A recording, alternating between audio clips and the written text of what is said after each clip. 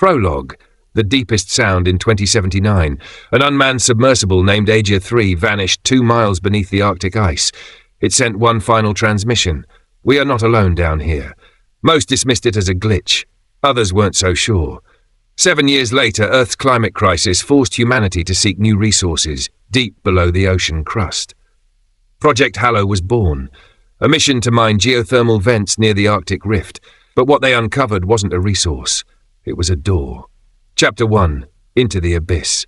Dr. Sarah Mendez was a geologist, but she'd seen things even her textbooks couldn't explain.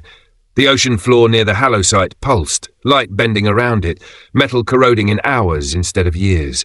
With her aboard the Halcyon, a deep-sea research vessel, were Captain Elias Rourke, ex-Navy, all instincts and grim silence; Dr. Keiji Tanaka, a theoretical physicist with too many secrets; an AI called Lyra, built to map gravitational anomalies in real time. They dove on a cold morning through ice thicker than concrete. Below them, darkness that had never known sunlight. Chapter 2. The structure. 12,300 feet down, sonar lit up like fireworks, a perfect sphere 150 meters wide, embedded in the seabed. It wasn't rock, it wasn't metal, it was something else. Lyra began glitching. Signal interference from non-natural resonance. Sarah stared at the readings. It's vibrating through time, like it's remembering tomorrow. Captain Rourke didn't like it. We document. We don't touch. Keiji didn't listen. Chapter 3. The Awakening. Keiji sent out a signal ping using harmonic resonance theory. Essentially, he tried to sing at the object in a way it might understand. It answered. The ocean around them stopped moving. Currents froze. Particles hung in place.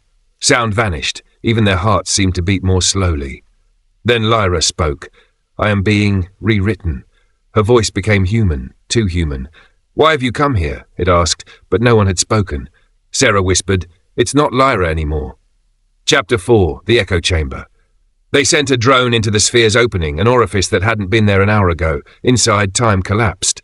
The footage showed a version of the Halcyon crew, dead, panicked, aged. Then they were gone. Sarah felt herself splitting. Memories of a childhood she hadn't lived, dreams of a planet that didn't exist. The sphere was not a structure, it was a memory trap, a vault of realities collecting consciousness. Chapter 5. The Mirror. Keiji confessed, Project Hallow wasn't just a resource mission, it was bait. He had known about the sphere since Aegir 3. He believed it was a lost artifact from a pre-human intelligence, one that watched universes evolve and recorded them. But it doesn't observe, he said. It absorbs. Rourke punched him. You brought us into a graveyard. Not a graveyard, Keiji replied. A library. We're the books. Chapter 6. Descent. Lyra began repeating their own voices, conversations they hadn't had yet. Sarah heard her future self scream. The crew started vanishing one by one. No bodies, just echoes of their last thoughts embedded into walls. Rourke strapped explosives to the ship. We're not going to be part of someone else's story. But the sphere opened again, and something stepped out. It was Sarah, another Sarah, older, fractured. I tried to destroy it, she said.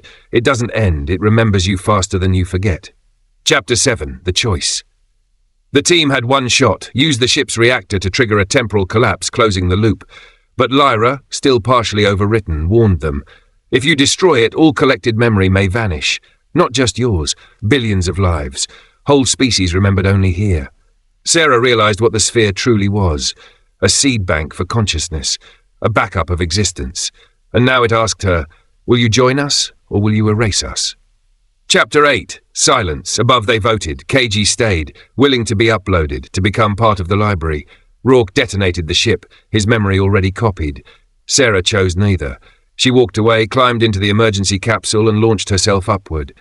As she rose, she watched the sphere shrink behind her, then it disappeared, not exploded, just gone, like it had never been there.